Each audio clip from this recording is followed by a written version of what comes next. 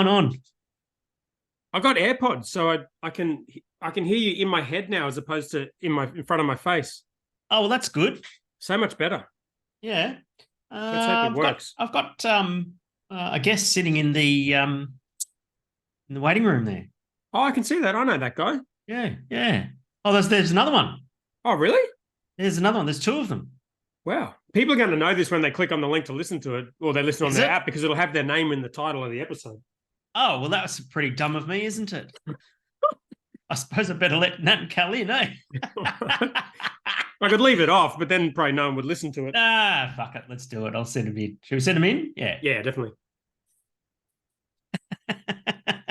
How's you not going? It's going to go downhill. I don't want to edit the podcast, Hendo. You know this. Oh, no, I know that. There he is. Big balls. Wow. How's it going, big balls? It's our term of endearment. Okay. Whoa. It's a title. Crazy. It's a title strictly reserved for the closest of mates. I've got a friend I call Big Balls as well. Do you? Callum's hair is this hair thing a new thing or? Oh, he's No, muted. You're You're muted. You're muted, mate. Unmute yourself. We can hear your beautiful voice. There you go. The hair's not new. Wow. Oh, The hair has been there for 40-something years. It pre-styled. It came out Right. pre-styled. You look like you should be in Blink 182. that way. I thought so for a while, Dan, but the world didn't see it that way. So, And Nat looks like he should be your manager. Yeah. oh god, Useless. it Well, looks technically like he is now.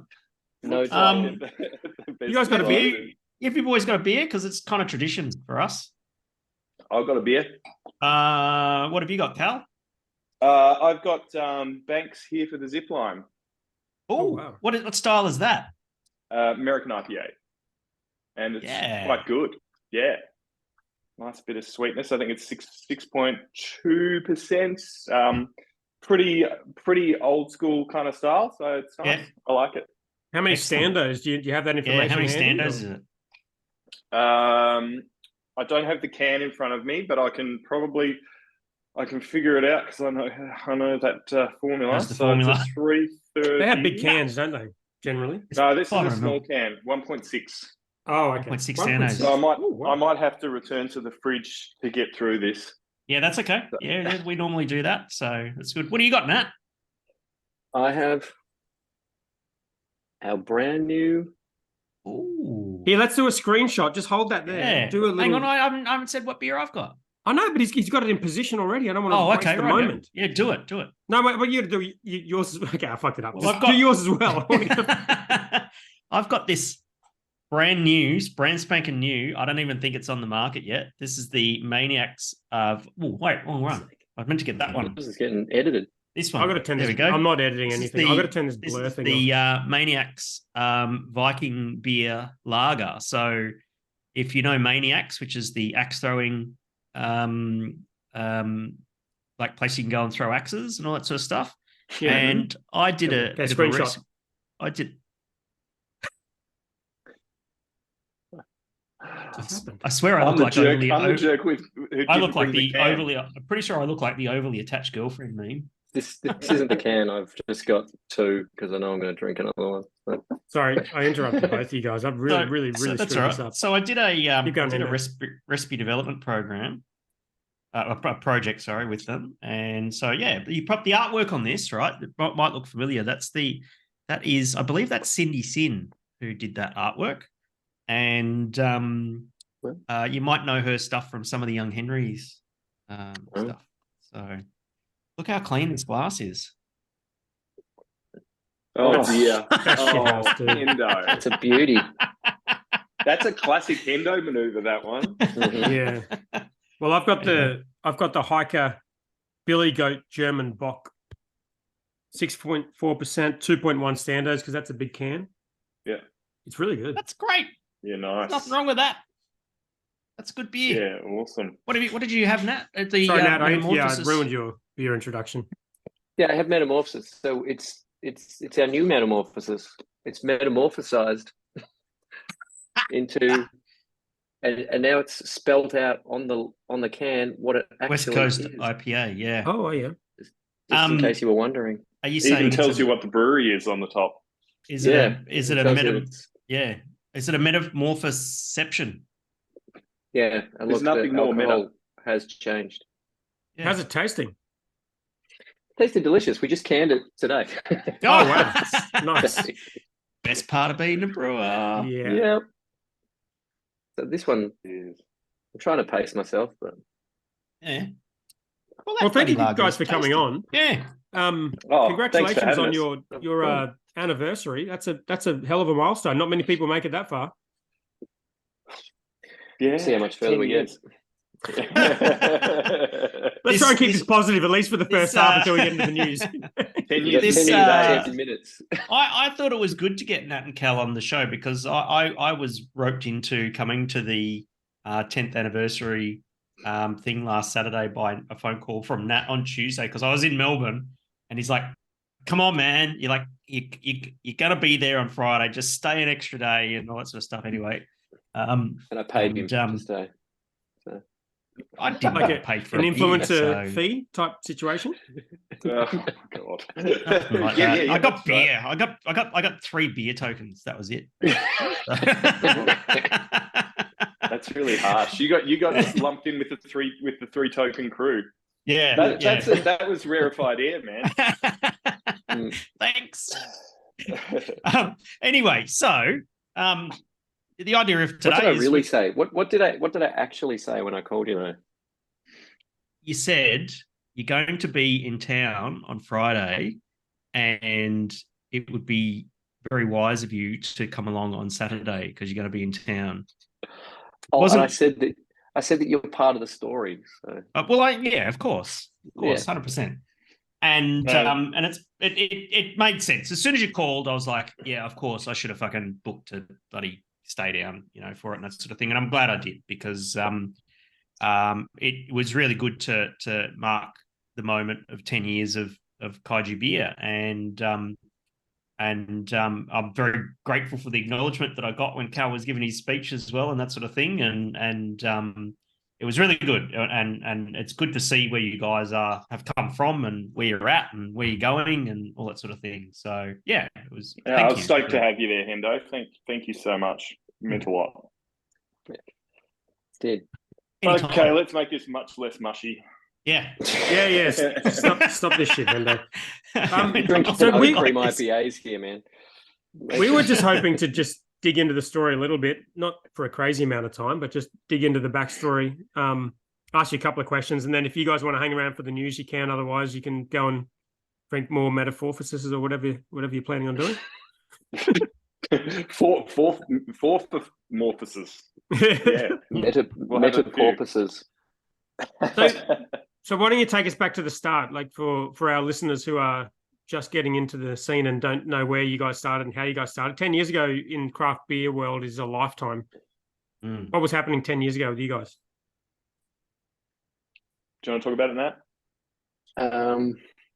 Well, 10 years ago, we bought a fermenter and put it in at Cavalier, the same as what Hendo did. Yep. It was actually Phil Meddings who told me about it because we were looking at contract brewing, but didn't really feel like that was what we wanted to do. And I was talking to Phil about pricing on malt and hops and stuff because I was used to homebrew prices for things. And yeah, he said that these guys over in Derrimut were letting people put fermenters in and then using their equipment. So you'd have to make all your own beer, you have to package all your own beer, but you just use their equipment. I'm sure Hendo has spoken about the setup there on previous. We did talk about. I know you talked A little about that bit. on that other podcast you did, Hendo. I don't know if we talked about it on this show. No, not on this show. No, Such an okay. interesting idea. It doesn't happen anymore, does it? That idea? No. Tell us about the idea. So we bought you bought a tank. I bought a tank, and a few other people. There was Sean from Killer's Darren. Pocket bought a tank. Darren, That wasn't the who went- second. That was the second wave, though. The first wave was just us, you, and Darren. Yeah. Yeah, that's right. And then Exit came along. Yeah, then Then Exit came along. Yeah. And Sean, did he Yeah. buy one? And Sean. the Mrs. Palmer's. That's right. That's right. Yeah. Brendan O'Sullivan was brewing for them. Yeah. Yeah. Wow, that was a very eclectic bunch of people under the one roof. Eh? So to make it clear for people who don't understand what's going on, it's a brewery that exists, Cavalier, that has their own product and their own brand and their own equipment and a bit of extra square meters in their shed, right? Mm-hmm. Well, they did have. And I think they just wanted some help paying the rent and that sort of thing. So they said, look, we're not going to be able to use up all of our capacity straight up. But if we put some more fermenters in there, then we'll, more liquid's going to be going through the place, and you spread your fixed costs across a wider base. And I guess that makes sense until you start putting it all together. But I wouldn't have thought they still have any other tank owners in there. They just own them all now. They eventually bought them all off us a couple of years later. So when we built our own brewery, so I guess that's probably cutting a bit out of the story. So, but yeah, so we brewed we brewed a bit of our own beer, and then over time we realized that we better have our own brewery. But yeah, so you weren't called Kaiju back then either, right? We started out as Monster Mash. 6 months, yeah, that we were Monster Mash. Very briefly. Oh, really? Okay. Yeah. But so the concept was that we had a tank in their brewery, but we were also we paid a bit of, like, I guess we would call it rent, but it paid for all the fixed costs, and then we had a variable cost per litre that we paid as well. For consumables sort of stuff. You provide your own raw materials and packaging. And everything else we provided ourselves. It was a really, like, uniquely low cost of entry kind of way to get into the brewing business, whilst maintaining control over your product. Yes, exactly. Control. That was the biggest thing.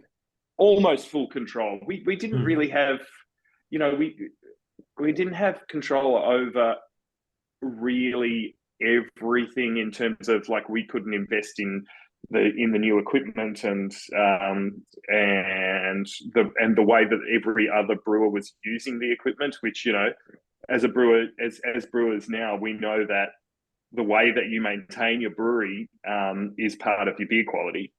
So that, not to say that there was anything wrong with the way that they were doing it, just that we weren't really in charge of that, but we certainly had, we had input into all of those sorts of things. And you were packaging as well as kegging, or just? Yeah. So you're doing tall bottles? Yeah, 500 ml bottles. Yeah. And they had the only way you can big make bottle money. machine then, did they? They had a smaller one. There's a four-head semi-attic. So you'd operate that yourself 14 times. I could see. I was looking at Nat as, like, as soon as he said it's the forehead, and then he did this breathing like that. It was a lot of touch points. It was like 14. You'd handle each bottle, I think, 14 times. So every single beer that anyone bought from Kaiju for those 2 years, I had touched every single one of those bottles 14 times. 14 times. That's a lot of touching. That's what more do you think? Some of needed. the like that, like you said, that arrangement was really unique. What were some of the highlights or some of the funnier moments that you recall from being at Cavalier? I remember someone dropping a 30-liter, what was it? Maybe the keg, what Keg King started making the plastic kegs. Maybe it was, I can't remember if it was one of them, but they used this hook. You used this hook to kind of pick it up. Old, yeah. What were they? They weren't Keg King ones, but they were Dolium, maybe, yeah. And it just and it exploded. Bam! It just landed on the ground and just exploded everywhere. That was pretty. Wow. pretty awesome. I mean, it was more memorable for the kind of some of the awful stuff that happened, like hearing about one of the brewers who had a significant safety incident Yes. at the brewery. Oh, I've got a video of that. Would you like to see it? Not that one that you're thinking of. No. Oh dear. I've got Do you mean the gusher? Yeah. Or the auger? The gusher. Yeah, not the I've gusher. seen the video. And you need the audio one. but it was for that quickly. One. The audio is taken. amazing. Oh, incredible stuff. Because I'm not gonna play it, but the phrase that was said in that video will live in fucking infamy. I will never forget it. Can you at least type it into the chat so I know what you guys are fucking talking about? I'll just say it because say it's it, basically, yeah. it's basically a person at the, I won't name it, I won't show the video, but a person at the top of a ladder with the manway door open and just dry hopping and gushing beer coming out. And he had nowhere to go. And he was just so frustrated at losing all this beer and in this shitty situation. And all he could say was, fuck my fucking bleeding arsehole.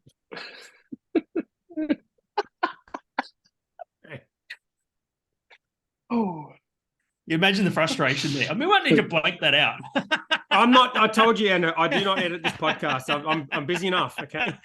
It was just such a phenomenal moment, and it was just for all of us. We, like there was first and last time for everything as well. Although that wasn't the last time that happened. But, never happened to us there.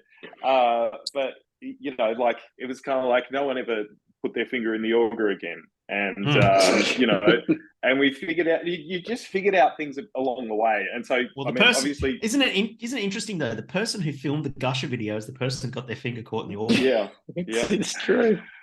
Yeah.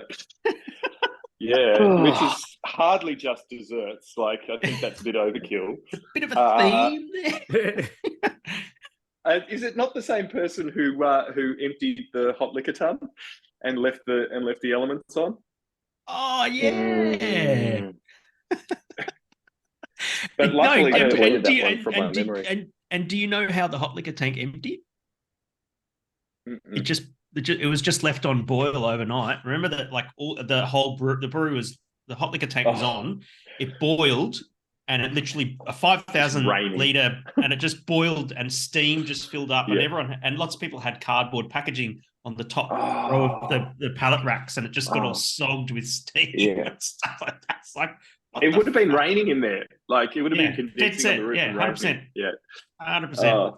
Amazing stuff. Unbelievable. Yeah. My personal favorite was when the Hop Nation boys, when they were gypsy brewing there, asked me to dry hop one of their beers for them. And so I went, yeah, no worries, and so I jump up the ladder and that sort of thing.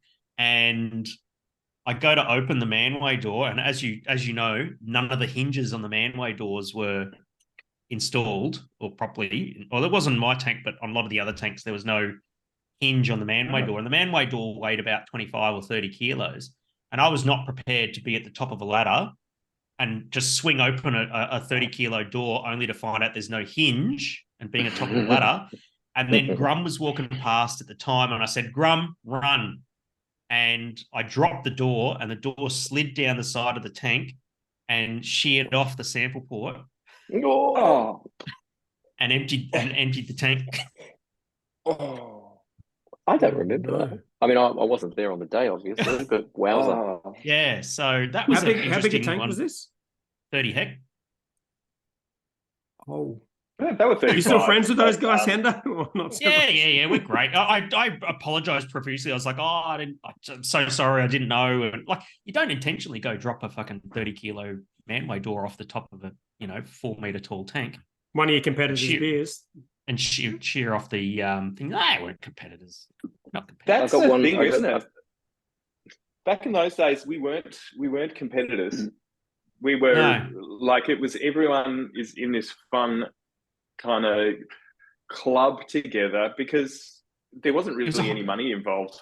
No one was making money. No one had the really Well, we certainly didn't get into it thinking we're going to make lots of money. We really just got into it to make beer. As ridiculous as it sounds, like the business plan was never a business plan.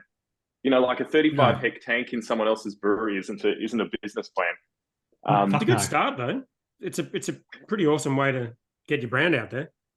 Absolutely, yeah, getting the brand out there, yeah, yeah. So that was, but so that's kind of, you know, that's one of the things that's kind of happened over the years, is that we've gone from just being really kind of collegiate kind of industry to there's much more competitiveness. Yes. And you know, which I really miss. I really miss those days, like in many ways, you know. But everyone just really loved beer, and that's what we were doing it for, and we were sharing ideas, and it was a really good time, you know. We were all out together like every weekend. Yeah, it was like we were all meeting up. Yeah, mostly at Brewer. Summers's bar.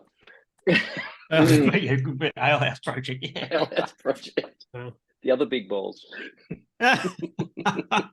Or remember that night, like, was like all of the Cavalier crew and a few of the Gypsy Brewers there, and that sort of thing. There was like a McKellar event at Bureau and Little Edward Street there, and we just went there and we were drinking all these fucking 10% beers and literally melted our faces off. And I wasn't there. I thought you were there. I was pretty drunk. We did have a good Christmas party with the Cavalier mob one time. I'm sure you were there. You were there actually. Yes, because that was the day that I set up I think it was, we changed to Kaiju. Yeah, I set up the Kaiju beer Instagram page. I was like, "What's this Instagram all about?" And and Hendo and Heath were just like, "Just set up an Instagram account. Just do it." I was like, "Okay," and I did it, and that would have been that was our first post. The Kaiju beer one. Okay. I just remember drinking Peronis out of a bottle. Yeah. That night. What do you think was your best batch of beer out of Cavalier? Because it was hard to get good batches of beer out of there, you know, all the challenges and that sort of thing. It's hard to get consistent beer out of it. Yeah. Because I remember I remember when you guys first started, right? And like Steve from Cavalier was very cagey. He wouldn't say who you were before I met you. It was really strange. And he said, "Oh, there's another brewing company opening. I can't tell you who it is. Though. I can't tell you who it is." And I'm like, "Oh, yeah, rightio." Anyway, I met you guys, that sort of thing. And then I was talking to, I think I remember talking to Nat. And I was like, "What are you gonna brew?" And he goes, and you go, "I'm brewing this fucking 10% fucking triple IPA." And I'm like, "That's your first beer?" Double IPA. And I was like, and it's like, "Oh, and I'm like, that's your first beer?" And you're like, "Yep." And then the palette of hops came in. It was just a fucking extortion amount of hops. I'm like, wow. They really didn't think this through. No. Then we tried to package it, and I think the first day we got 20 liters out of into a keg. And we were like, okay, maybe we'll come back in a couple of days. It was 20 liters of hop matter that went into that keg. Wow. And how did you get that beer out there? Because I remember drinking your beers in Queensland back then. You must have been able to get them out there somehow. It wouldn't have been. It was only 10 hectolitres that we managed to package of that beer, like of 30 hec or something that we made. Oh my god, it was so bad. We sold it direct. Yeah. So back then, you were like, who were you selling beer to, and how were you selling it? So we had the cider for a year before we were making beer. So we had some of that channel. The cider was going through the wine company that I was working for, but they didn't take on the beer, and like, you know, in reality they didn't want the cider. They just didn't want me to leave. So tickets. Yeah. So but then it was pretty quick. Oh no, we were straight into Northdown. Yeah, it was like within a month we were straight into Northdown. Yeah, that's right. Because we were through Nelson Wine Company, and we were through Northdown with the cider. And then when we started making the beers, Adam was just like, "Oh, what's this now?" And we were like, "Oh, do you want to sell that beer? I guess." But we sold it. We were selling it. It's like you're asking him out on a date. Yeah. Oh. But yeah, I mean, we were selling it direct for like a couple of months, maybe a couple of months, a month or two.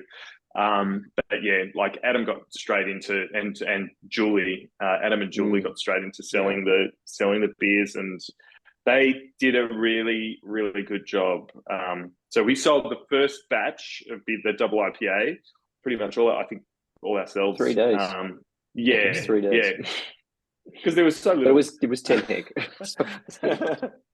So you already had like you already had a bit of a following. Is that how you sold it, or like how'd you sell it? No, so Chris from Slow Beer got it, Right. and like on the day or so, we must have dropped it off to him or something, and he posted something about it, and then people just wanted it.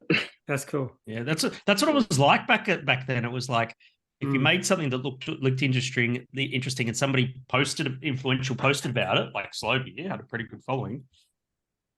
That's how you marketed beer back then, you know. And it was a pretty unique beer. Like, you know, the amount of hops, because we had spent a couple of years, or in particular in that, trying to find hoppy beers in Australia, and he was like, "Oh well, the beers that I'm making at home have that hop intensity of like the American beers that we really liked." And there weren't that many of them around, and also, you know, now we know that the reason that you know, we enjoyed our beers so much was because we were drinking them so fresh. That's probably part of it. Because, you know, the reality is those 500 ml bottles, they probably had some massive amount of DO in them, but they tasted great for a few days. Some would have had pretty low. You just had to get them out quick. 100, 200, 300 ppb. Or a thousand. Calculated in ppms. ppms. Oh, that machine was such a piece of shit. But we wouldn't have started without it. So no, that's right. You got to start something. All of that stuff performed way better than it should have. Like it, all of that stuff made and packaged more beer than it really should have. Like the fact that we were making, I was making 18 hectoliters of, you know, 6.5% beers on a 10 hec brew house at a time was pretty ridiculous. Yes, yeah, that's right. It was 500 kilo mashes in a 10 it was hec basically bonkers. It was bonkers. So it was a little electric 2-vessel brew house, and Nat would be like you know, mashing 500 kilos into something that really only should have taken half that amount. And then high gravity brewing, so basically getting a really high gravity wort into an electric kettle, and then diluting it, liquoring it back, and still getting 18 hec out of a 10 hec brew house of a big ass beer. It was you didn't want to brew 3 times, you know, like if you could brew twice instead of 3 times, then you're doing okay, you know. And that's aftermath was always that we would just do it as 2. And we do it at 14 hec, but still, it's like we're getting 9%. I mean, look, it was like 10% dextrose, but you know, whatever. Shh! Don't tell anyone. It's not anymore. Yeah. So after the Cavalier days, you know, you ultimately decided that you were going to make your own mark and build your own brewery and that sort of thing. How did the Dandy South Massive become a thing? A lot of pain. I don't think it was that painful. The thing was that the brew pub model wasn't like the done thing at the time. We thought if we could put some kind of front of house into our brewery, that'd be great. But also, like, we're interested in the beer and the process of making beer, kind of more than running a hospitality venue as well. And we just didn't have enough money to rent a place that would be able to, like, we'd be able to have front of house and production and then we'd be able to like set it up. You know, the costs involved in setting up your front of house is pretty considerable. So we got a pretty cheap rent in a factory. And when I say cheap rent, Dad bought the factory, and we still pay rent to Dad to the factories that we use, and we spent all this money on equipment, and the money was pretty much, that was like an investment by our family into the business. So an investment basically by our parents into the business. And what year was that? Sorry, did I miss the year? That was 2015. That we started producing there. Yeah. Right. And was that, you were still in bottles process. then, or you were thinking about cans at that point? It was still bottles. Still bottles. Still bottles. Bottles. And you were thinking. I know, because I remember, or? because at the time what happened was when Nat and Cal and the Reeves family decided to build the brewery, it was sort of like becoming not great to be at Cavalier, and so Exit decided to come down with them, and I was like, oh, I'd love to come down as well, and that kind of was a bit of a good setup at the time, because it basically made it so that Nat and Cal could get full utilization out of a brewery with a decent amount of capacity pretty quickly. And it was just a good fit at the time. And you mentioned this last Saturday, Cal, but I still remember the fucking arguments you and Nat would have over the fucking the three labels on your bottles. You're like, so putting labels on a bottle, right? You think it's fucking easy? It's not fucking easy at all, right? And so when they were putting front label, back label, and a neck label on a bottle, nice. and they have to line up fucking perfectly, especially the neck label. And just being privy to some of the very heated conversations that these two boys had about fucking neck labels was hard to watch. So, and we were doing it on like pretty budget labeler. It was kind of like the neck labeling part of that labeler was a like very much add-on, it was capable of doing things, but you learn all of the things that you need to learn while you're doing these, while you really, only when you've spent all the money is when you start learning what you should have known beforehand. Yeah. You don't know what you don't know.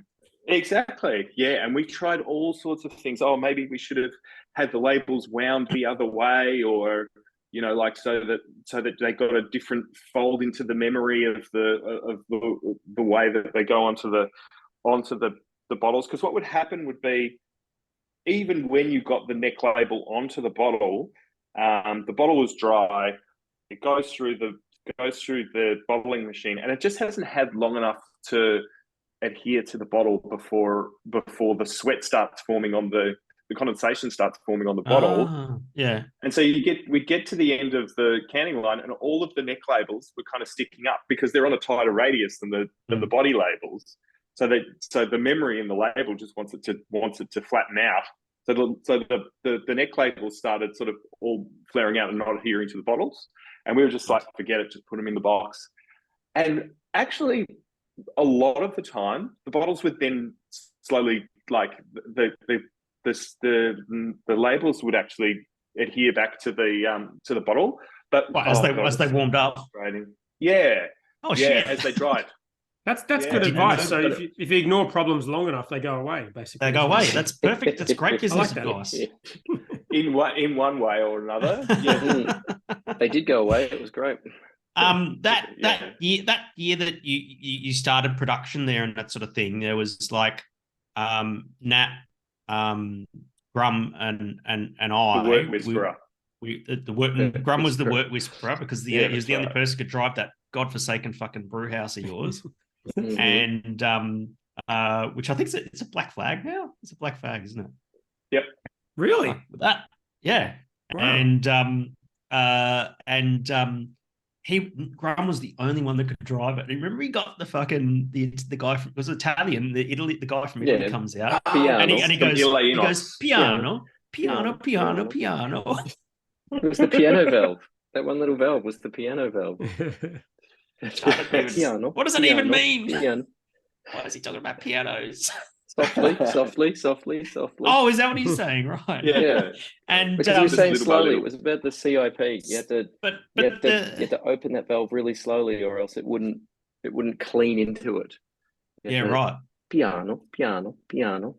But that was really interesting because at the time then we were all working on each other's beers in one way or another.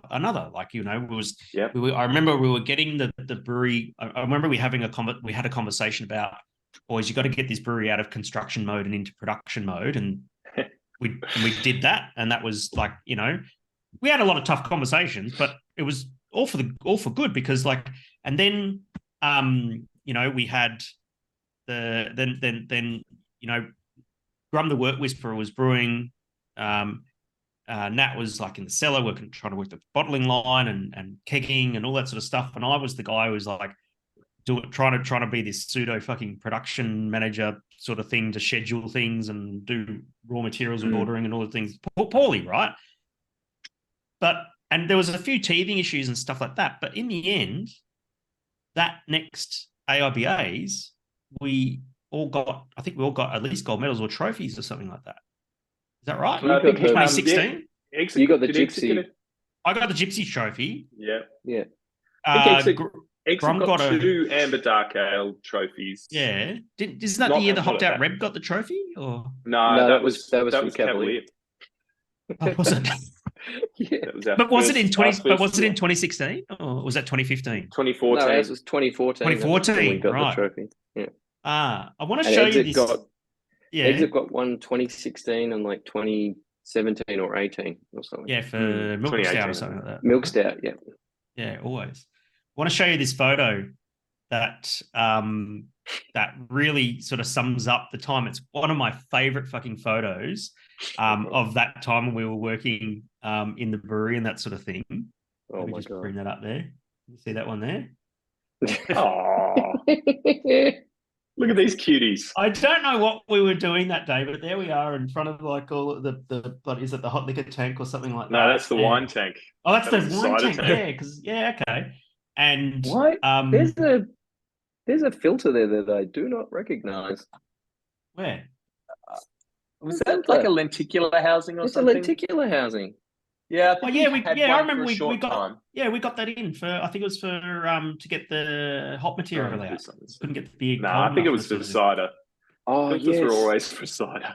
Yeah. Yeah. Anyway, that was us. And God damn it, we look so much older now. But if you're listening to the audio, it's basically Nat, Grum from Exit, and myself in our respective branded t-shirts at the time. So Brew Cold Kaiju and Exit t-shirt.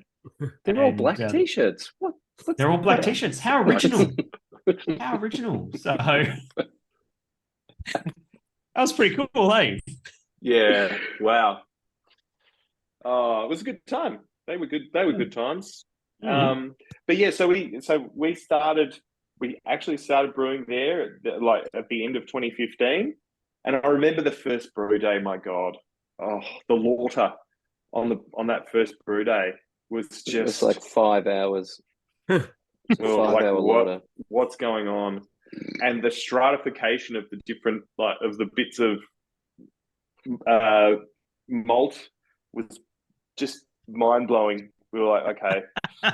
Anyway, and we went out and bought. So from that we learned. Okay, we went and got some sieves. We got a set of sieves to start. Looking at the measuring the grist, the crush. Yeah, measuring the crush, and I don't know if that helped at all, but we certainly spent some money on them. They cost $1,500 for a set of sieves. Something like that, yeah. Just bonkers stuff. Some expensive baking. Yeah, but it took us how long to get a DO meter?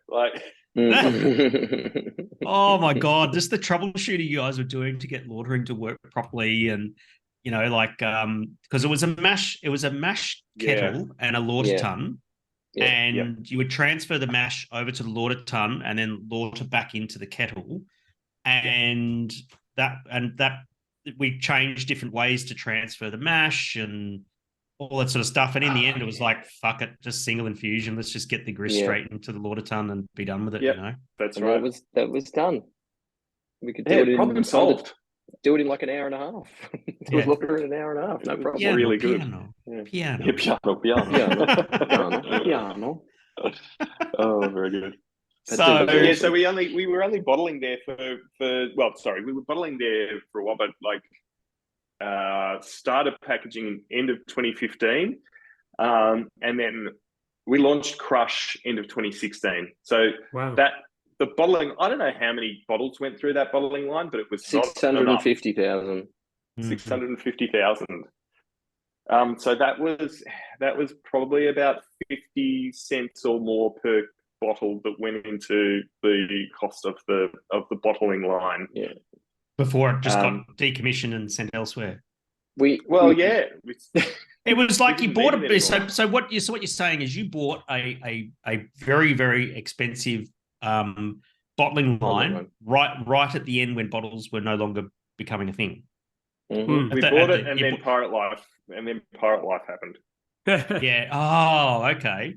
So Pirate Life came out with cans, and all of a sudden you've got this expensive bottling line, and you're like, well, we put down the deposit on all this equipment like so long before anything arrived. It was 2014. 2014 was when we ordered the equipment. Yeah. Because it was really interesting as well, because like, you know, I was like looking at doing Reset Robot in cans and getting East Coast in or something like that. And it was just basically unheard of. And yeah, there you go. Fucking. So is that what you did for your cans? You got East Coast canning in? It never happened. It never happened. Sorry, the Kaiju guys. Yeah. So Crush, that was an amazing day. Another one, another day of many. Yeah. So we got. So originally we had 5 50 hectoliter fermenters, and then we bought 4 80 hectoliter fermenters to do triple batches into. And in the end, we just made them double batches, which was great. But we were doing them as we had a bright tank, but it was a 50 hect bright tank. So we were like, oh, well, let's just uni tank this beer, because that's what we did at Cavalier. And we made this new beer, Crush, and it was going to go into a can. And we were trying to package it, and it was Chris and Simon, my very good friend Simon, was working for them at the time. And yeah, we're trying to put beer in the can. On the first day, it's like, oh, it's not really working very well. Oh, look, you know, it took a while to set up and everything. So we did like 2 hours of packaging, and we lost a lot of beer, but we were like, oh, look, we'll do it tomorrow. It'll all make more sense tomorrow. Anyway, came back in, and it was like, it's just a nightmare. Like everything was just foaming out of control. And we were checking the carb. We had one of those, what was that? Zam. No, you had the cheap one. It was the cheap one. Yeah. We had the more beer one or whatever it is. Yeah. And it was reading fine. We're like, why is this so fucked? And then I just went, you know what? I think this is overcarbonated. And it's like, no, but the readings are saying that. So I went over to Bad Shepherd and I grabbed theirs, and I took it back to the brewery and plugged it in, and it was like, you know, 3 volumes of CO2 or whatever. Like normally you want 2.6 or 6 grams a liter. That's saison carbonation. Yeah, it was out of control. Anyway, somebody had dropped the CO2 meter at some point, but didn't bother to tell anyone that they'd done that. And so the thing was broken, and we were trying to launch this product that we're like, this is going to be our product. this is going to be the thing that actually makes us profitable. And yeah, it was totally fucked. So we went, all right, let's degas it, and we'll let it lose a bit of gas overnight, and we'll come back and finish it off. And Chris was like, yep, I'll, you know, we only had him for 2 days, but he said, look, I'll just stay for the extra day. And we were very appreciative of that, because the next day we could package it. But the problem was, because we'd uni-tanked it, all of that shit that was like stuck to the cone and everything, as we were degassing, the bubbles that came up. It's just So all the lifted bubbles up.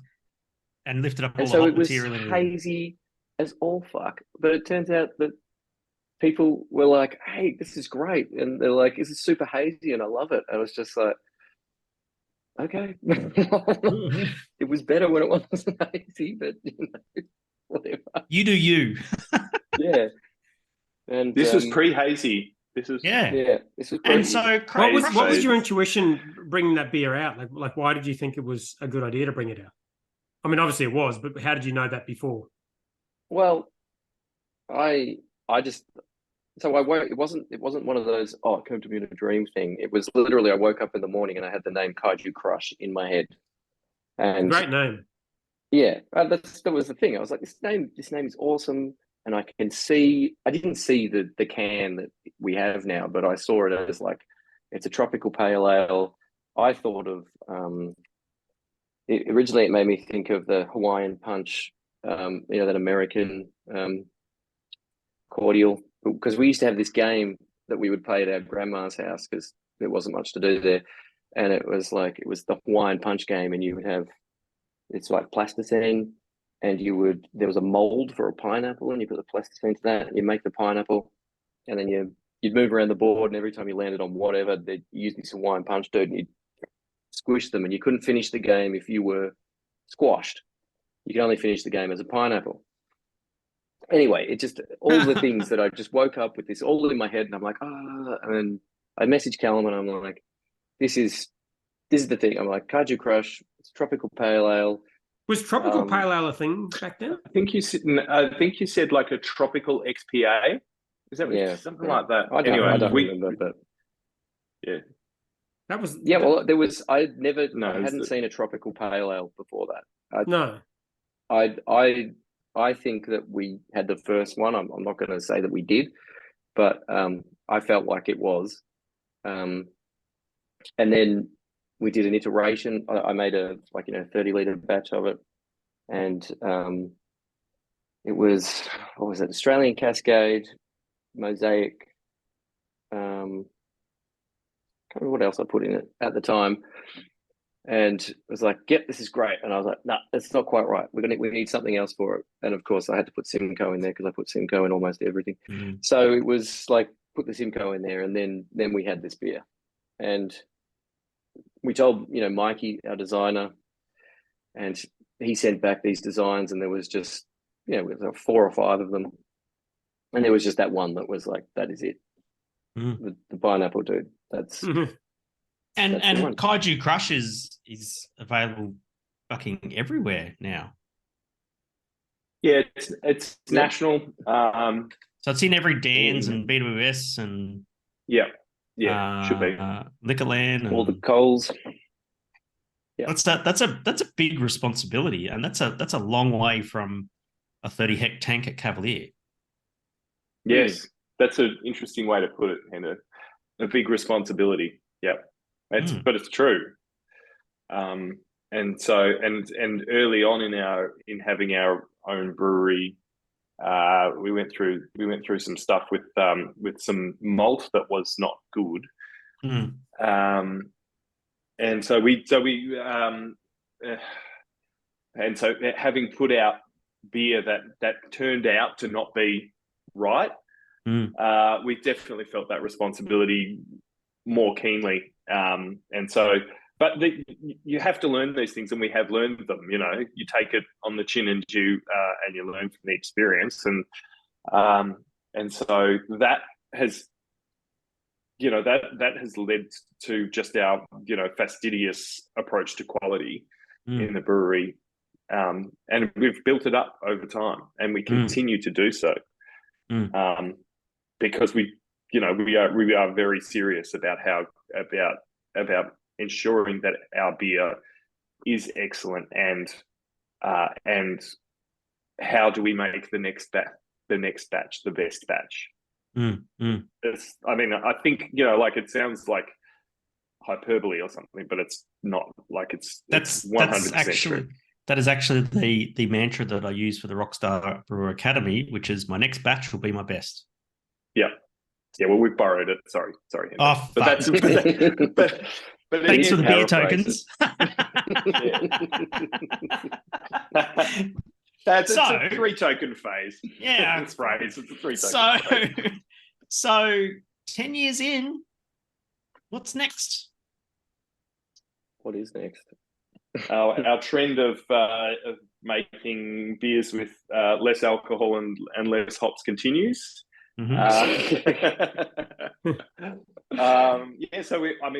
we're releasing a Cerveza crisp lager in the next couple of weeks, which has been that's been something we've been working on for several months now, and this is like it's another one. It's actually a really exciting process to go through. I'm sure that Nat will elaborate more on it, but it's every time we've made a beer that seems to be like a more easy drinking, it's more hard brewing. Like it's Crush took a long time to get right. For yes. Like it was several batches, like quite a few home brew batches that Nat made before we were like, that's it, like you were saying, and this one, it's like lots of iterations on our pilot kit, and Nat can probably tell you more about that.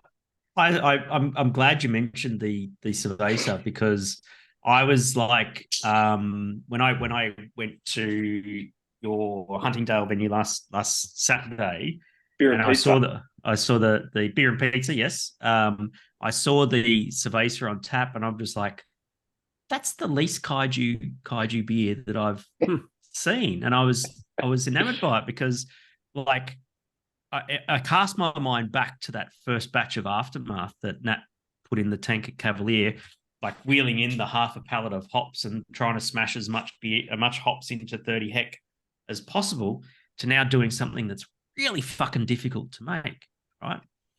And I was really intrigued that this beer had happened, and I was very excited to try it, and a little bit of trepidation as well, because I do remember Nat's first attempt at trying to make a lager, and it's pretty shit. And it was 100% shit. Yeah. Like it literally had the diacetyl, the acetaldehyde. It didn't have diacetyl. It had acetaldehyde. It didn't have diacetyl. How dare you? Should we call it diacetaldehyde? Yeah. It definitely had acetaldehyde. It had a lot of that. And it was, acid.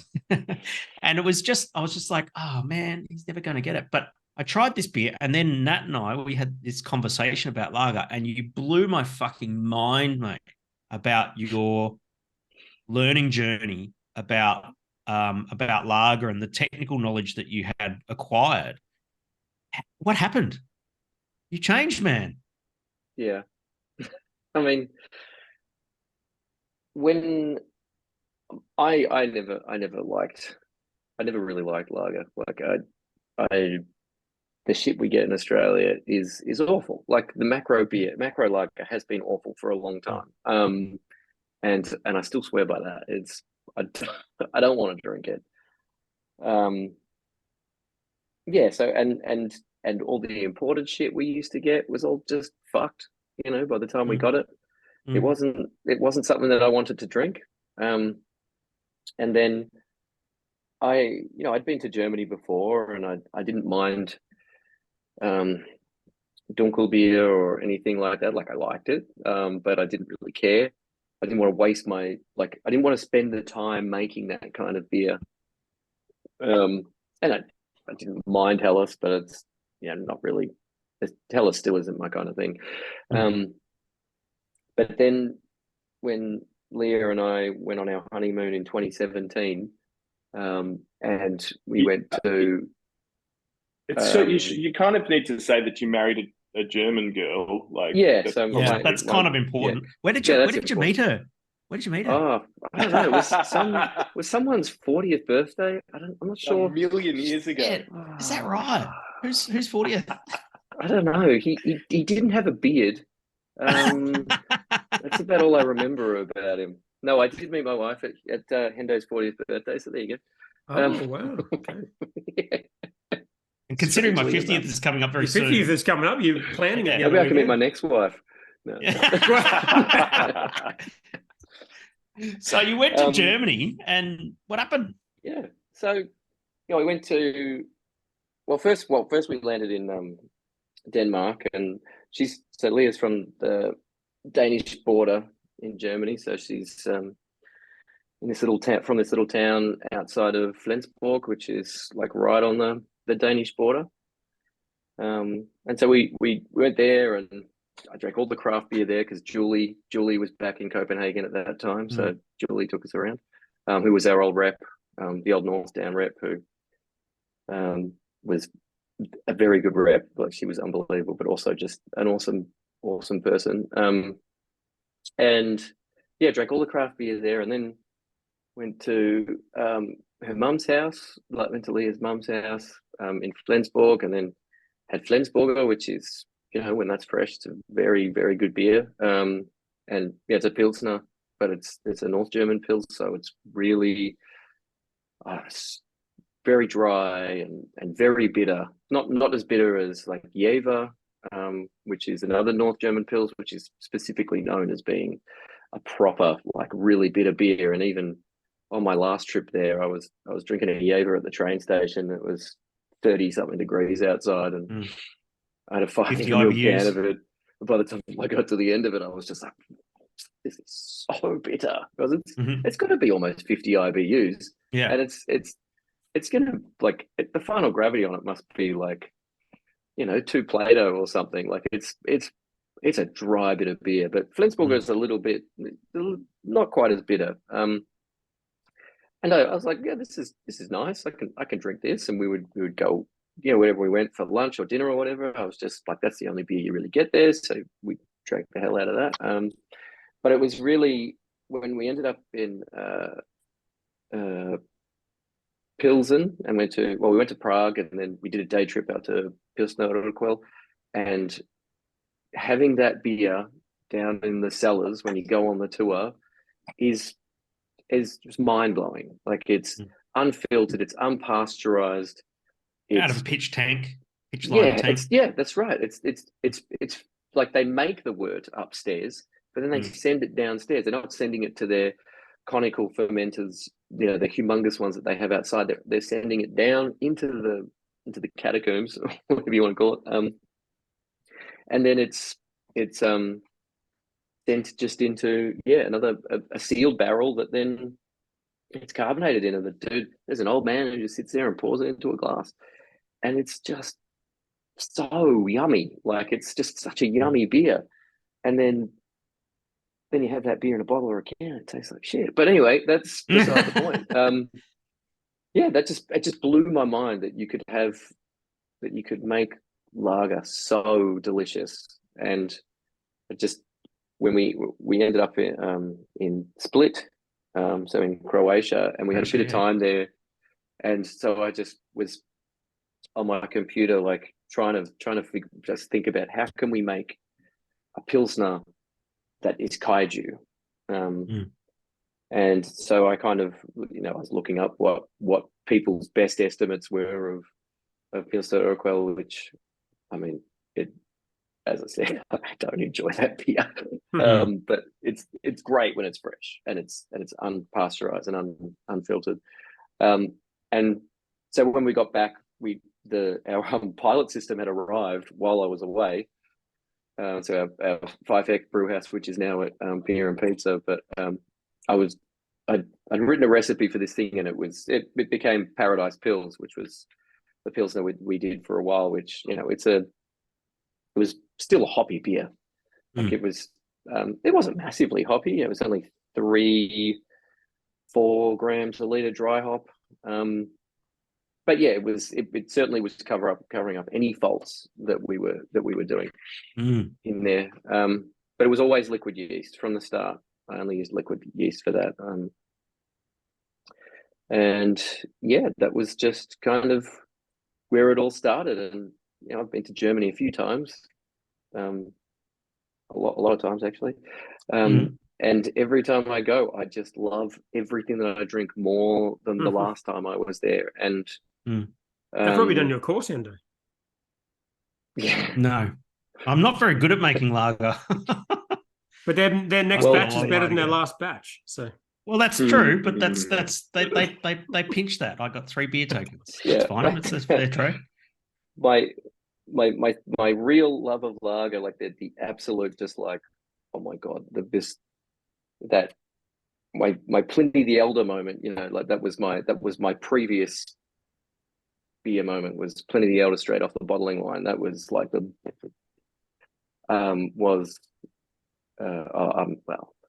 the Schlenkerler straight off the wood in Bamberg was a pretty good one. But then it was, so we went to you remember Andreas, who used to work for Braucon? Andreas Andy Wagner? Yeah. He said, next time you come, if you're in Bavaria, you have to go to this brewery. It's not a big brewery, it's like 7 million liters a year or something, which for Germany isn't big. You have to go there. It's really close to my house. And I was like, oh yeah, whatever. And he's like, oh no, these guys, like they win, they made the best Pilsner in Germany, and the brewer's American. And I'm like, well, that's interesting. And he's like, yeah, everybody hates the fact that he's an American, but he makes these amazing German Pilsner. And it's like a southern kind of German Pilsner. And I was like, I was intrigued by this. And anyway, we were in south of Germany, and we were driving from Lake Constance to Salzburg, which is in Austria. And on the way, it was like, let's go to this brewery, and this brewery's name is Schönramer. And we get there, and I was with Simon, the same Simon who used to work for East Coast Canning, and very good friend of mine, and my wife and my 5-month-old child at the time. Same wife? And Same wife? Same wife. Yes. Same one I met at Hender's 40th. And I'm like, all right, we get there, and the brewery's closed. I'm like, oh, fuck. It's like they're closed 2 days of the week. They're closed Tuesday and Wednesday, I think. And I was like, what the fuck? It's closed. All right, but you can still buy the bottles from their like wholesale kind of bottle shop. Anyway, we go in there, and I'm like, all right, I'll order a case of this Pils because I got to get it. And then I'm like waiting in the. Oh no, sorry, I was waiting in front. I was like, I'll just have a wee. And I went to the toilet, and there's a dude in the toilet, and he was talking to someone else, and his accent was, he sounds very Bavarian, but at the same time, I was like, and I just asked him. I said, "Are you Eric?" And he goes, "Yeah, I am." And he just starts talking this full American accent, and I'm like, "Oh, so these are your beers here?" And he's like, "Yeah, these are my beers." And I was like, "You met him in the dunny?" In the dunnies. And one time I asked a guy, "Are you Eric in a toilet?" Yeah. That was true. It's like was there eye contact? Was there eye contact? No, there was no eye. It was just like no eye contact. So anyway, we assert dominance. Yeah, he goes, oh, we walk outside of the toilet before he says this, and he goes, oh, I'd show you around, but I've got to go to I'm going to the hop fields. I'm doing my selection this weekend, so I've got to drive. I was like, okay. And then he goes, oh, do you want to see some beer porn? And I was like, okay. And then he's like, all right, let's go. And we walk across the road, because this is tiny little town, but the brewery takes up a massive chunk of it. And we walk across the road, and Leah's there holding our baby, and she's like, what are you doing? And I'm just like, oh, he's just going to show us a couple of things. Anyway, we walk over to the other side, and he's like, oh, you guys want a beer? And he just pulls like their Helles, which is their biggest selling beer. He's just like, here we go, just pulls 3 out of the fridge, and it just like pops the top off. in the German fashion where they just open it with whatever is lying around or just on the side of a table, whatever. And then we're just like, yeah. And he's like, okay, so he takes us to the brew house and he takes us through the cellars and everything. We're in the bottling line, and this is 45 minutes later. We're standing there in the bottling line room, and this guy comes up to me and goes, excuse me, I think your wife is very not happy. And I turn, and Leah's just at the window, just like, what the fuck is going on? Like, yep, okay, fair enough. So yeah, that was anyway. So we grabbed our beer and we went to Salzburg and we enjoyed the beer in Salzburg. We went to the Augustina. You've been there. Yeah, fuck yeah. Yeah. But we got back home and we just started drinking this Schirrhammer Pils, and it was like, what the hell? How is this so? It was just such an amazing beer. And so then Friday, we drove back and we bought another case of it because it was like, we haven't had enough of this beer. Plus it was open. So that helps. I had the Schnitty, which was very delicious. And I got to drink more of their beers. And yeah, just that Pils just blew my mind. And from that point, and so, you became enamored with the process of making lager. What was the thing that got you? What was the hook that got you going? Fuck, this is a style of beer that I want to make. You're the guy who just crams shitloads of hops into the least amount of fucking beer space, and then you go, yeah, that's beer, but making lager and pilsner is very delicate, and there's nowhere to hide your mistakes or anything like that. What was the thing that got you hooked on that, though? Well, I'm honestly, I just want to drink fresh, delicious pills, and that's not a thing that you can easily do here in Australia. But one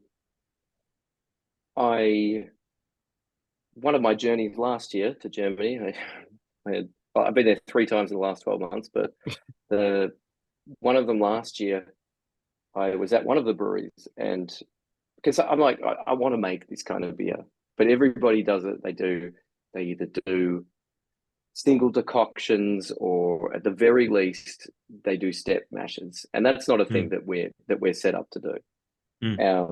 And even the brewers there, most of them aren't convinced about decoction at all. Eric is very convinced by decoction, and so I'll pay that. He's very sorry, I missed that because it broke up a little bit.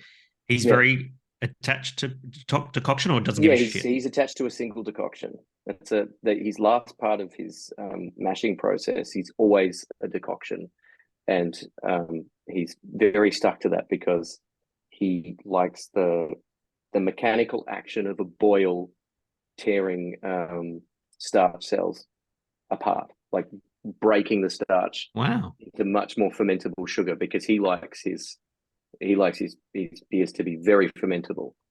Right. So it's not about a flavor contribution. It's about the boiling action actually being a mechanical action rather than a chemical action on the of the amylase enzymes.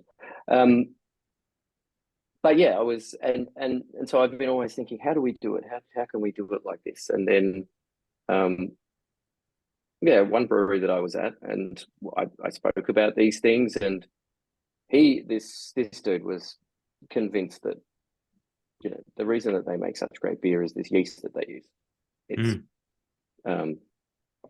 and they do make great beer. The beer is so good, but he was convinced by the yeast, and he didn't go into so much about why this yeast is so great, except he was like, look, we can make this beer. We're not going to day off our fermentation times. They changed their yeast, 5-6 years ago or something.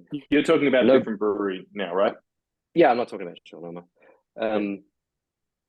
They changed their yeast like 5 or 6 years ago, and this is like an old man beer. This is a beer that old men drink, and nobody noticed that they had done this. they've knocked a day off their fermentation time, and they've changed their lagering. It's gone from 6 weeks to 4 weeks. That's And a big moneymaker. It's a big moneymaker. And he was just like, he didn't want to go into about it, but he just said, read this guy, read this guy's studies. And I started reading these articles he'd written, and it was about this brewery. And they had gotten him in because they were having massive DO issues. And they were looking at how they can deal with what they can do about their DO issues. And they can't really do much about it because of their packaging format. But this and the guy Reinheit's came got in. Well, yeah, all of these things that they can't mess with it too much. So this guy came in and was like, okay, well, let's go through all these processes. Yeah, whatever. Anyway, he just goes, let's go back to the start. And what he did was he was like, let's start using yeasts that make sulfur, like that make more sulfur than a normal beer. And we're not talking about making H2S here. You know, we're talking about making SO2 and sulfite and stuff. Like we're not talking about farts. We're talking about sulfur. And yeah, they've just found that their shelf life has gone like through the roof. And because of fermentation derived sulfur compound. Yeah, exactly. And that blew my mind. That's amazing. Like, that blew my mind when you mentioned that. I was like, are you fucking serious? You're using the yeast to help prolong your shelf life. I just couldn't believe it. Yeah. So yeah, he gifted us the knowledge of that yeast. And I've just been really happy with what we've been making with it. It's just a different beast. Like it, I'm pretty sure it's still Pastorianus or whatever. Yeah. But yeah, it's just it's not like WD-40, you know. It's not. So tell us about the cerveza. Tell us a little bit about what's in it and that sort of thing. Yeah, well, I mean, kind of the idea was like, you know, I've been to Germany, I've drunk lots of these beers. I love Pils. You know, I love just Pils. saying cerveza it's not from Germany though. Yeah, I know, but this is the thing, right? I really love these beers, but there's not a place for this kind of beer. Like Pils, yeah, I mean, you've got like Rattenhund and stuff. That's a great beer. But Pils is never going to be like a big selling thing. No, Aussies don't get it. Aussies don't get it. Plus, you don't like export or something like that. You know, Dortmunder style. Like that's not a thing that's going to sell big in Australia. But we Helles get is not even isn't going to Helles. sell. No, because but Helles is is like, yeah, it's just, you know, like. I like Helles, but it's just, but I get that people don't because it's too malty and that sort of thing. And then, but you've got Corona, which is the biggest selling fucking imported beer in Australia. Yeah. And Australian consumers have become very familiar with the style. So that's kind of the thing. It's like, well, what is something that is of Germanic origin? I mean, not Germany as such, probably more Austria, but still the whole, you know, I mean, it was the same country at some point. Well, it was part of the same kingdom anyway. So I've kind of wanted to make it like that is a style of beer that you can make taste amazing. And also have a great palate that people want to drink, you know. So that's kind of where it has come from. Also, I drank a Corona in Germany that was in a can that was made by AB InBev. That was so nice. Like it was so yum. It was like a month old, and I was like, "What in the? I've got to get this." And yeah, to the fact that it was just made so nicely, like it still had corn in it, but So what's the plan with the Kaiju Cerveza? Are you going to buy the old bottling machine back and fire up some flint bottles and wedges of lemon, or what? No. What's going on? No, we'll Tetra just Hop. we'll just get our the big brewery that owns us to put it in bottles for us. Whoa, okay. Ouch. Yeah. Big burn, dude. That's a nice No, beer like too, that. by the way. Yeah, it is. It's very good. Look, ours for me has more flavor, and I like those flavors a lot more. I think this yeast has a certain character. It's a very, very tasty beer.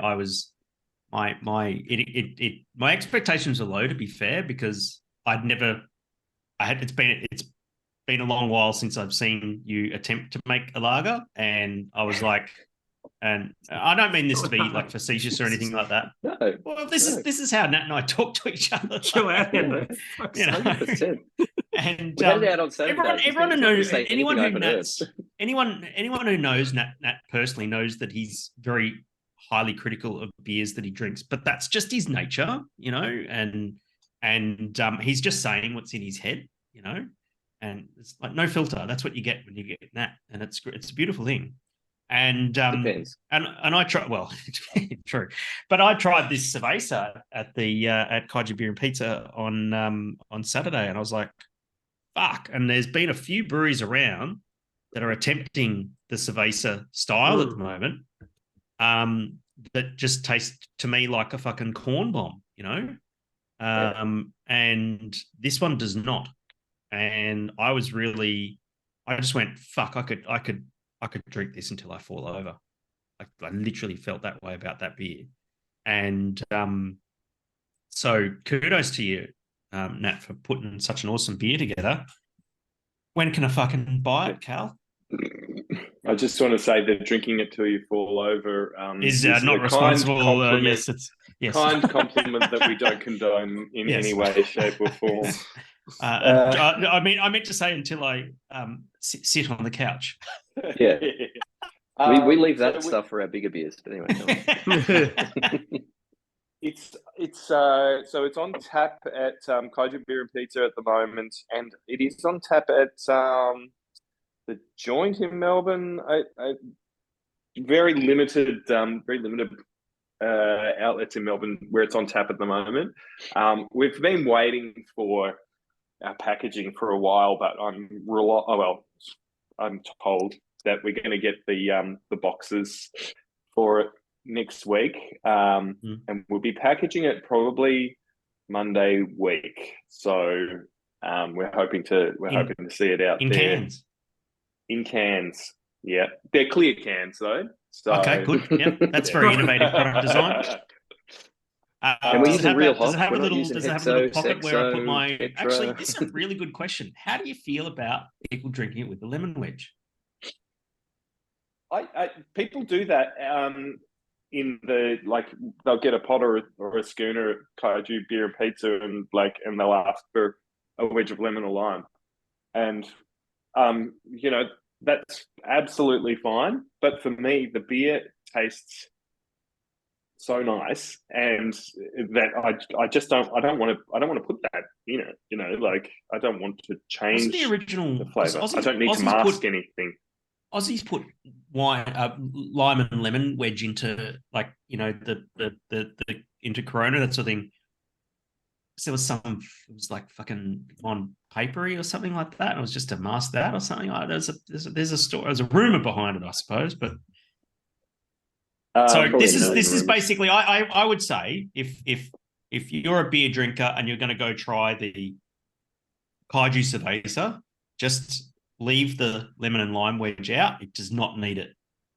Well, it's really hard to drink a can with a lemon or lime wedge in it. Well, you look like a dickhead for a start, but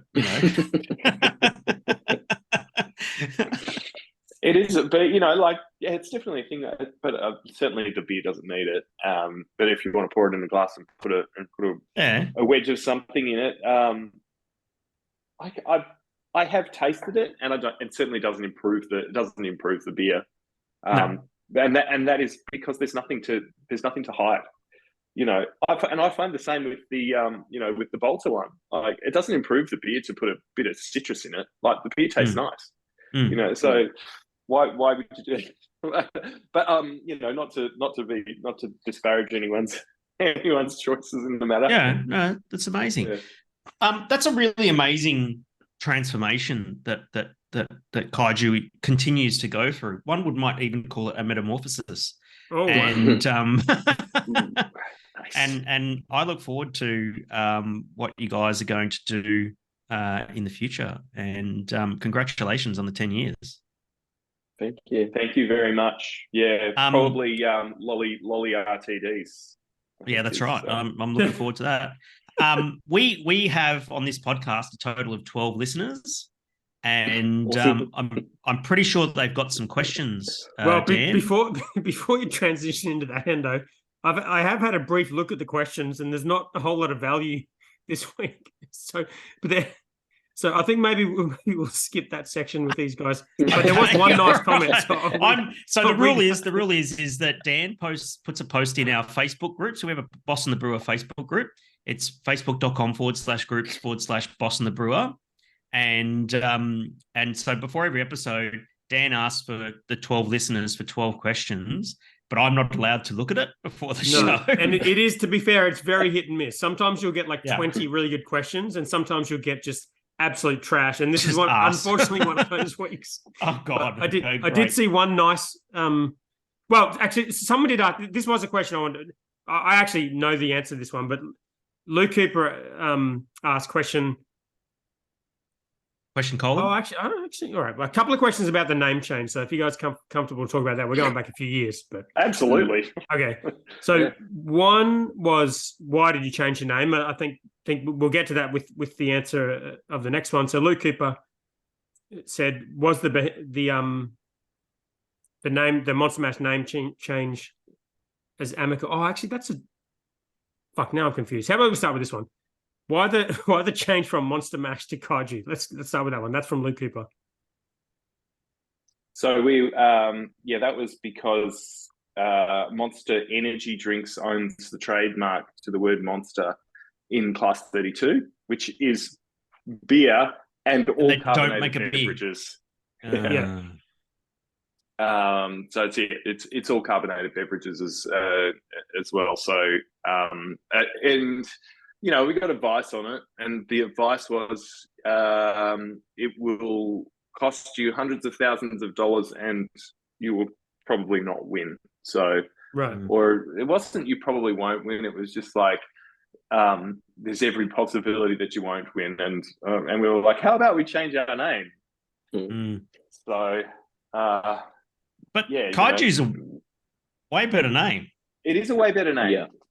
So, sorry, can I ask you, because my question around that was, because we were talking 100%. about that time, and this was when you were taking off. Like, was that?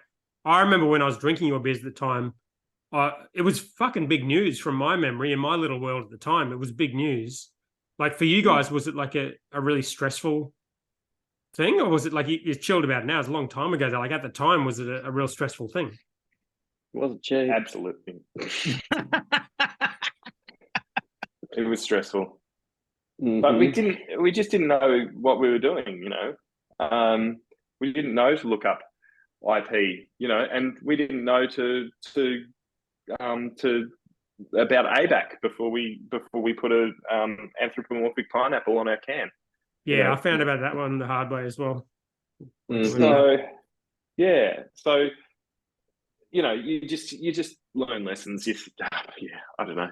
Did you think you were going? wouldn't Do you have think you were known. losing the brand that you created, like when you had to give it up, or do you think everything would be fine? We'll just change the name. I think actually I remember what I thought at the time. It was just like we could probably individually talk to every single person who has bought our product, at this stage. Just say we're going to change the name. Yeah, yeah. So we had a Facebook page, and and so we were able to communicate to everyone, hey, this is a thing, and also like anyone who was buying our beers was also engaged with certainly Crafty Pint. I imagine Ale of the Time was a thing then. I'm pretty sure at the time, and so it wasn't like probably was the biggest news in what was called craft beer at the time, for one Wednesday, and so I think that it got communicated. It got communicated pretty well, and yeah, so it was fine. At the end, it was extremely stressful because we're like, well, we've got this brand now.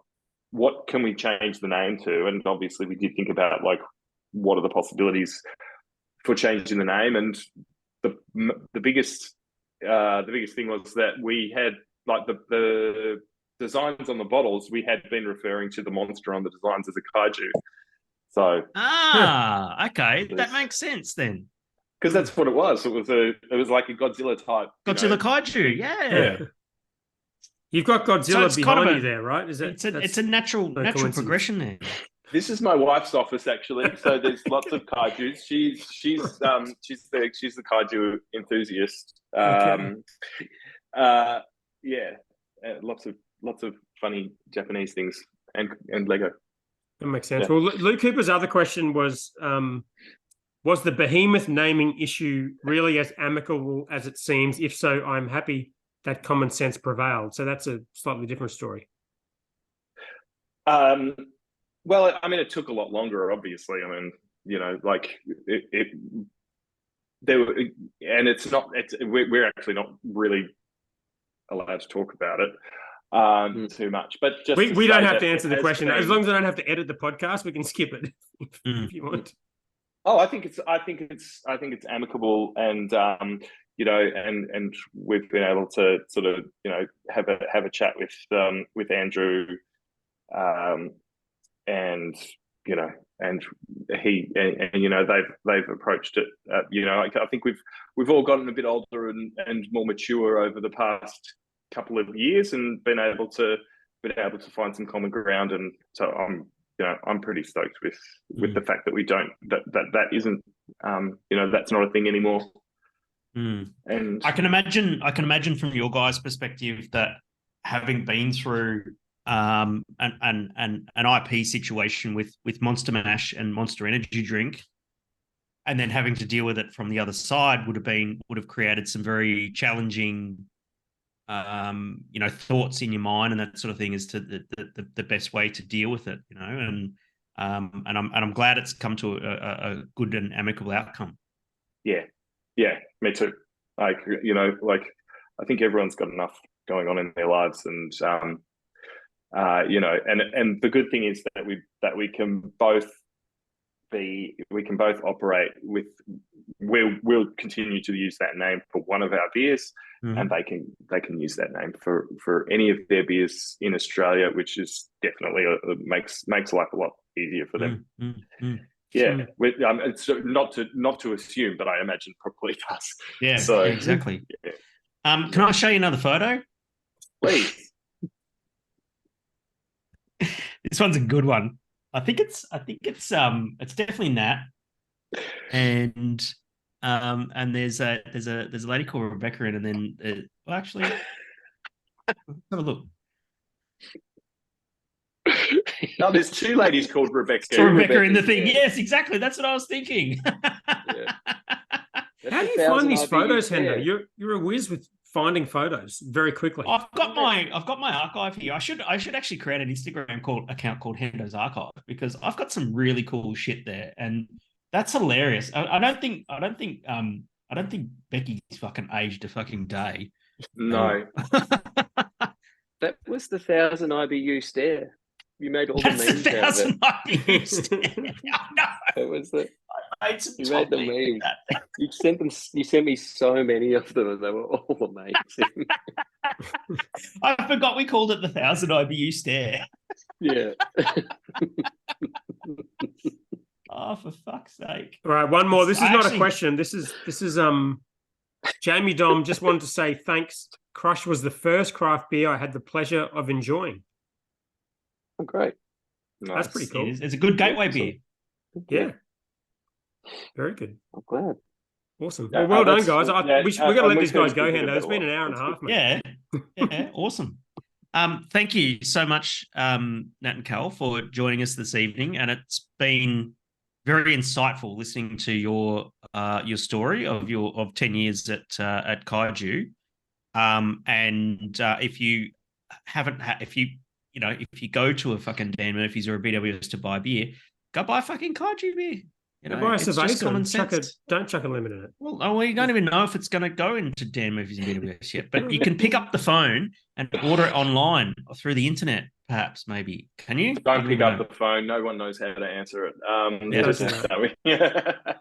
Get on the internet for sure. Get on Instagram. You just send them a DM. Slide into Cal's DMs and say we want Cerveza. And I can't wait if it is indeed going to make its way for broader distribution for it to wind up here, because man, I'm always looking for something to fill the fridge. 100%. Can we lock you guys in for the 20th birthday? Just yeah, let's do it. Let's do it. Episodes 4,000. Something like that. Can't wait. Thanks heaps for joining us tonight, guys. Really appreciate it. Thank you. Thanks for Thank you, guys. Us. Great work. Congrats. Have a good night. Cheers. See ya. Bye.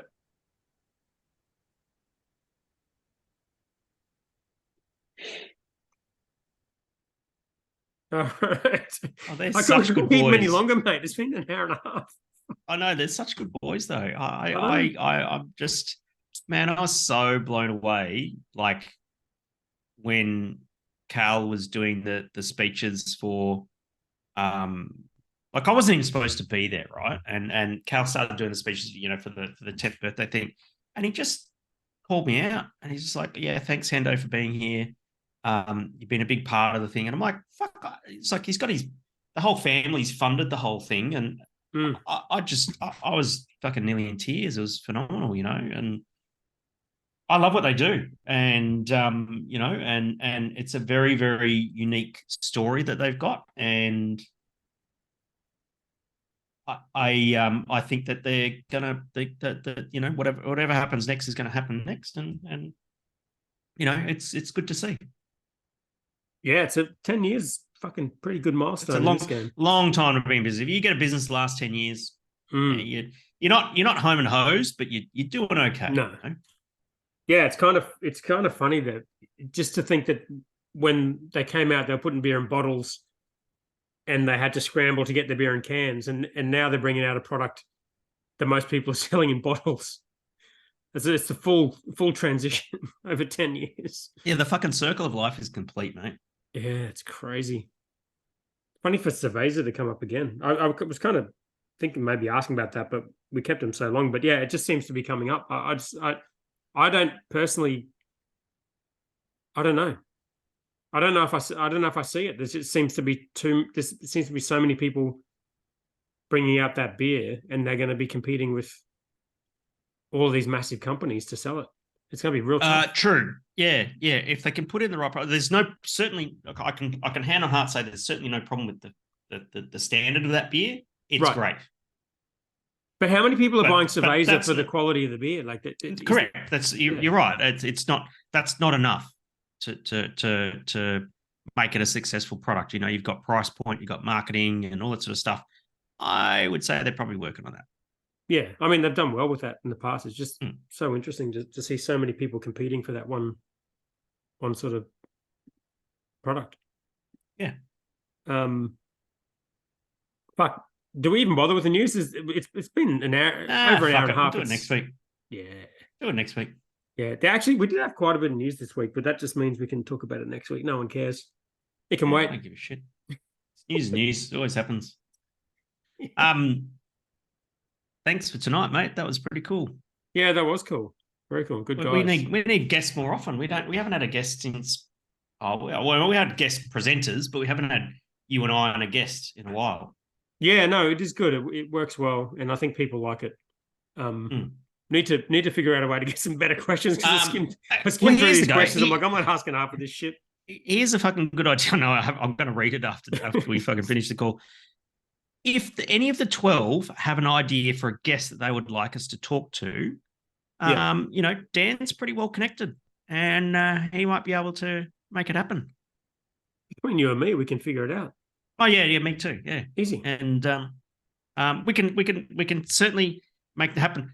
But that said, though, we want to speak to someone that's got an interesting story, and if you think you know that there's a backstory that's worth saying, like, you know, I don't think I've ever heard Nat and Carl talk about their business from behind the scenes the way that they did tonight. Mm. And they're the sorts of conversations that I really enjoy. And so, you know, and I know I've got a long-standing personal relationship with them as well, and that sort of thing. But they're the stories that I really enjoy, you know. And so, if you've got someone in mind, just post in the Boss and the Brewer Facebook group, and we'd love to hear from you. 100%. That'll be great. Very good. All right, Hendo, I'm going to finish this beer and do some editing. No, I'm not. I don't have to edit anything. There's nothing too bad in there. Also, I want to shout out to the boys from 43 Brewing in New Zealand, who we spoke to this week as well. Yep. And that was a really good, constructive chat that we had, and that was good, and I really, that was kind of a highlight of the week for me. So I just wanted to acknowledge that. Yeah, we got some good listeners on this show. It's good, mate. Yeah, some good people. Good Very people. much. We have all right, fun mate. Love your work. Talk to you next week. Laters.